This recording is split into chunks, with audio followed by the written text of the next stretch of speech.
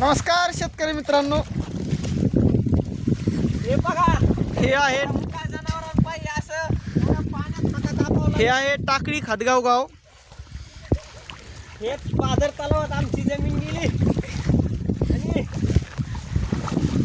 आणि अतिवृष्टीमुळे झालेल्या पावसाने हे बघा पाणी लागतंय कुठं बघा तुम्ही. कसं करावं हे शेतीवर आम्ही आता शेतकऱ्यांनी सरकारला कळालं पाहिजे आम्हाला इथं ओला दुष्काळ जाहीर करावा म्हणून. नुकसान हे असं भरपाई विळा घ्यायचा ना असं पाण्यात घालायचा हे असं ताट कापायचं आणि इकडे टाकायचं आणि ही फार माझ्या बघा उचलायची गरज नाही काय नाही हे फक्त असं ढकलीत न्यायचं. चला हे असं ढकलीत न्यायचं चारा हे बघा असा उचलायचं नाही काय नाही ताणच नाही उचलायचा. हे बघा रेलगाडी चला